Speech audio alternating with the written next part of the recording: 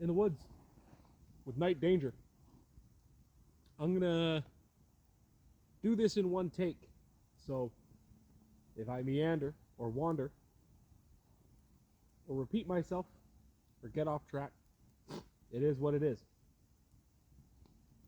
This video is for the Black Lodge guys, and so I say this with no apologies, no compromises.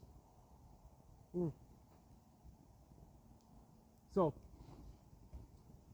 I feel that many people are not correctly understanding what happened in the film Nosferatu that just came out. And to be clear here, there's spoilers. I'm going to talk about what happens in the movie. So if you care about that, I pity you, but also go see the movie first. It's good. Great, even. Before we get into the ending of Nosferatu and the central idea of Nosferatu, which is kind of my main point, I want to preamble by saying Eggers, I mentioned this briefly in a video that I posted last night.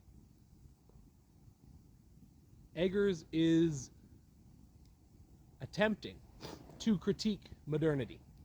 And he does this by inhabiting the mindsets of pre-modern people, or at least pre-contemporary people. I think you could probably say the Puritans, or the 19th century Germans in The Witch and Nosferatu respectively are modern people, but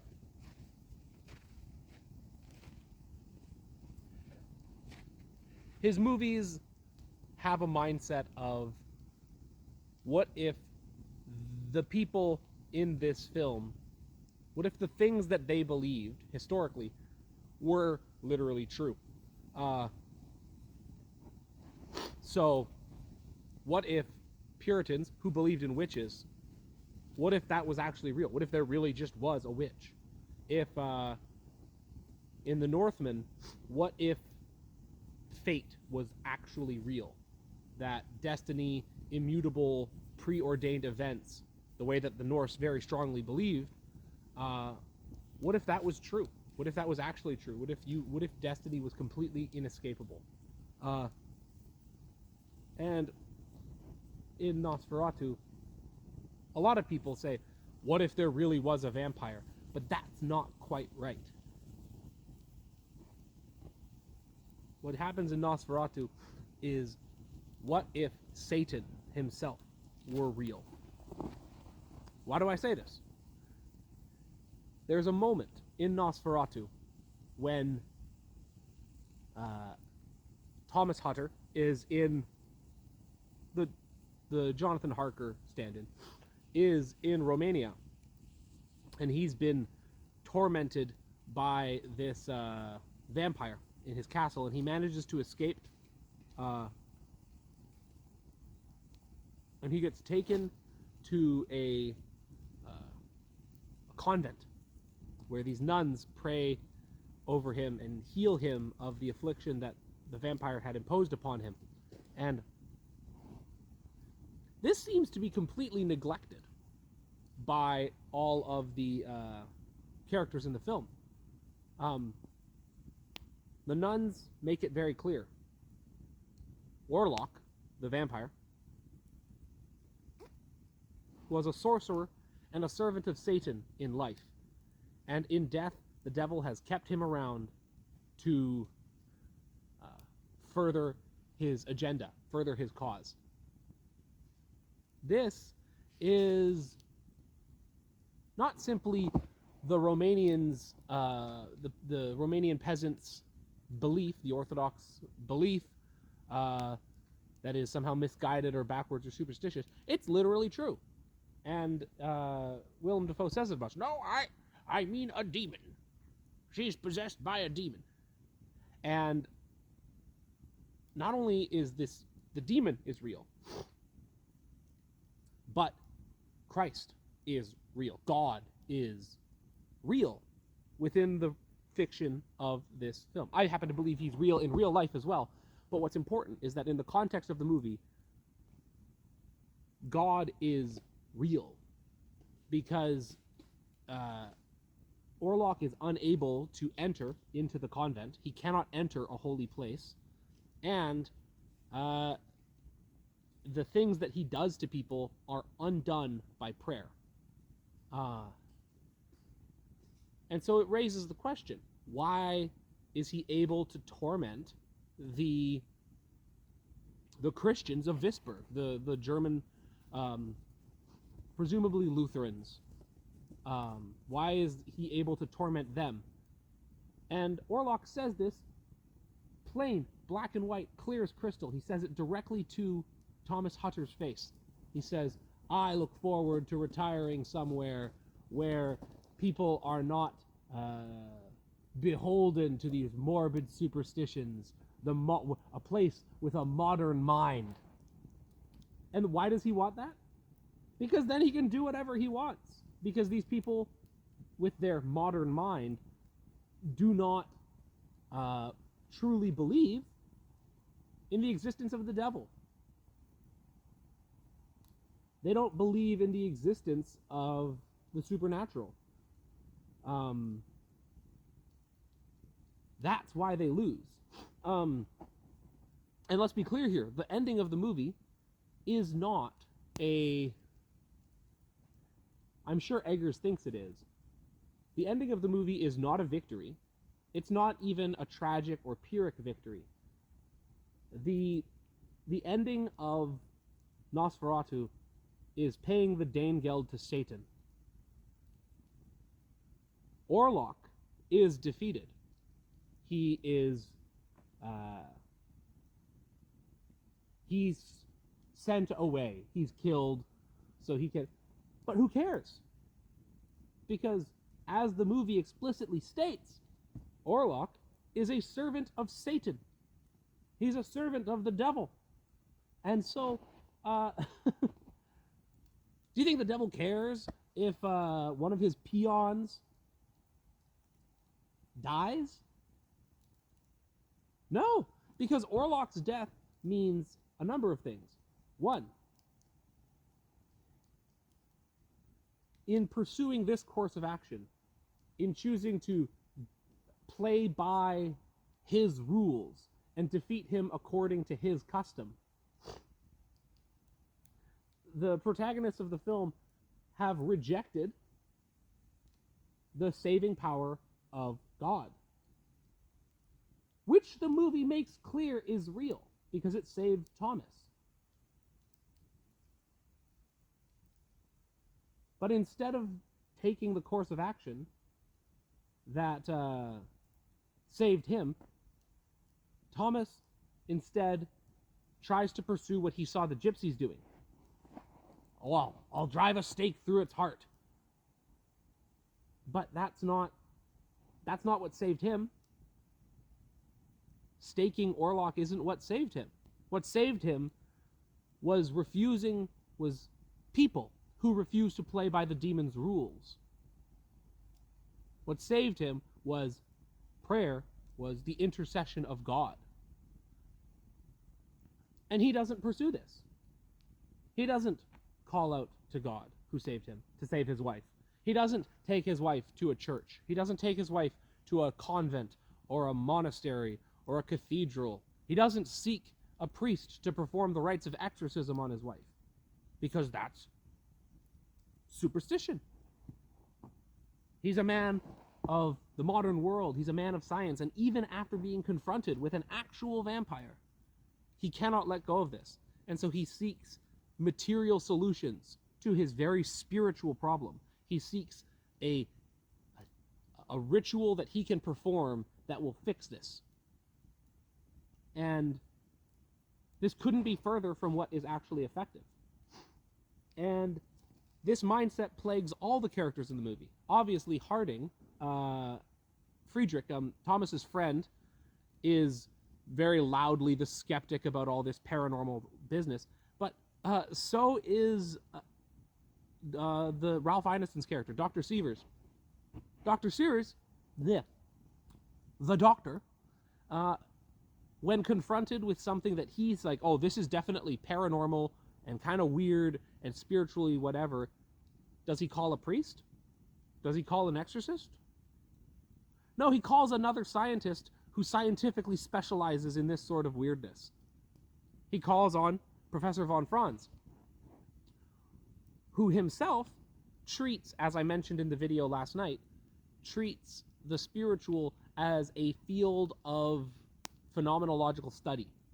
He sees the supernatural as a string of material events, or at the very least materially impacting events. He's no different than a MK Ultra team studying remote viewing in the 60s. He's not engaging with the spiritual on its own terms because, and I must reiterate, in this film, the spiritual world operates under a particular set of rules, and those rules are Christian. And we know this because Orlok was a self-described servant of Satan who was turned into a vampire by Satan and is repelled by Christian imagery, by Christian prayer, and cannot enter into Christian holy places. Within the rules established by the film, the Bible is real, God is real, Satan is real. And so the last person that you want to reach out to is somebody who thinks Hermes will turn his black coal or black sulfur into gold. The last person you want is someone who believes that a girl might have been a priestess of Isis in days of yore. Because Dr. von Franz is not playing the game according to the rules as they actually are, which is that God is real and God has dominion over evil things. Instead, he's playing by a scientific modern framework that Orlok specifically sought out. He's playing by the perennialist theosophy that is just another variant of the modernism of his time. Orlok gets exactly what he wants. Orlok destroys a marriage, he brings a plague to the town, and he ensures that everybody who was directly and personally hurt by him believes in his power. Because the next time, hypothetically, the next time von Franz encounters a vampire, what's he going to do? I'm going to find out its country of origin and determine what ritual is needed to defeat it. This is what a demon wants.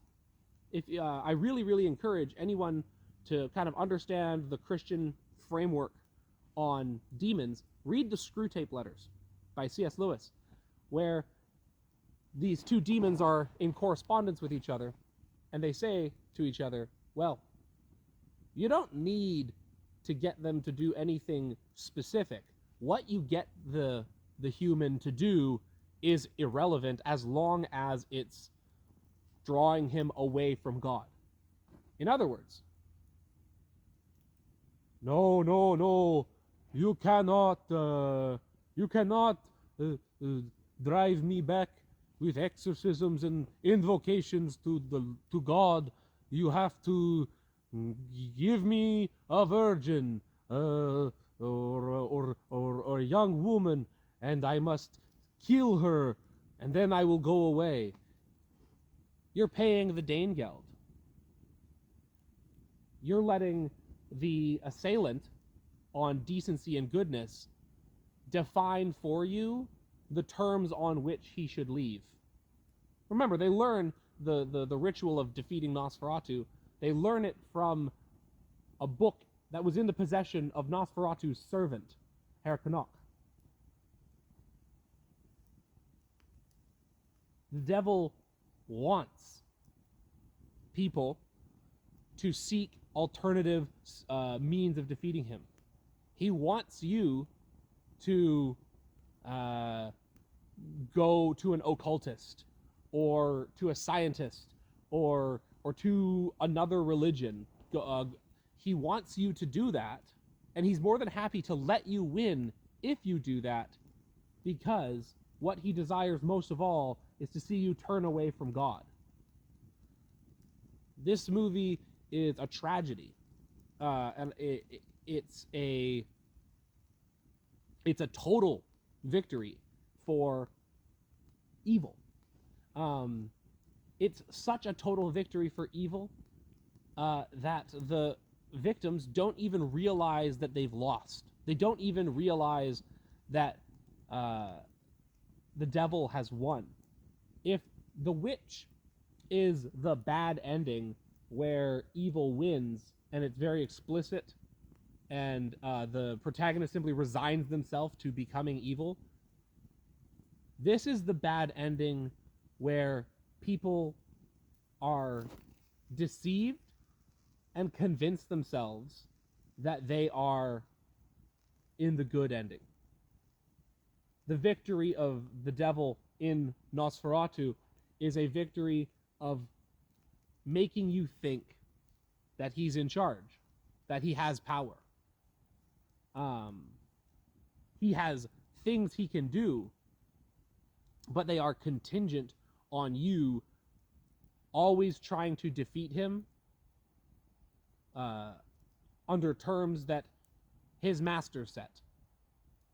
I'm definitely talking in circles and repeating myself, but I really can't iterate more clearly. This is not a tragic victory or a bittersweet triumph against evil. This movie is about evil winning so completely that you don't even realize it. It's subversive in that sense. But it's a very honest depiction of how modern man engages with the spiritual. Modern man encounters something he cannot explain, and so he goes to a textbook and he finds the prescription that he needs to do in order to make the spiritual problem go away.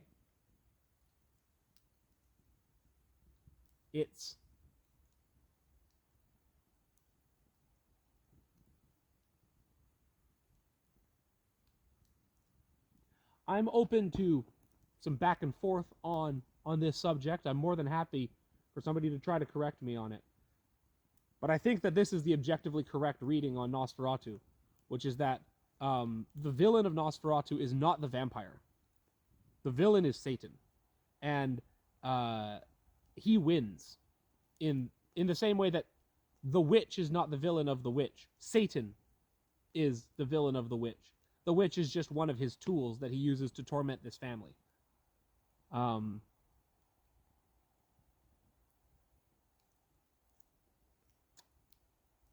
It's a good movie.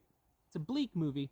And I will say, without getting too preachy, outside the world of the film, outside of the fiction, I can assure you that the devil is real, but that God is also real, and God is bigger and smarter and has greater dominion than the devil. And so when engaging with the spiritual, you have to remember to keep things rightly ordered. And the correct order is God is at the top of the pile, and everything else that is under it, or under him rather, has to play by his rules. And there's lots of special interests, spiritually speaking, lots of special interests that would really love it if you would play by their rules instead. But you don't have to. You're under no obligation to. I'll finish with an anecdote of a friend of mine who knew a couple. There's a family in his town who had their house was haunted. They were like nightmares and weird stuff happening, and the house had been haunted for years. And they tried all sorts of stuff. They tried like sage burning and getting various like specialists and mediums to come to the house. And my friend, his godfather, his spiritual father, a priest, goes to the house and performs the prayers of exorcism. Takes about half an hour. House isn't haunted anymore. The problem is dealt with. Because it really is that simple.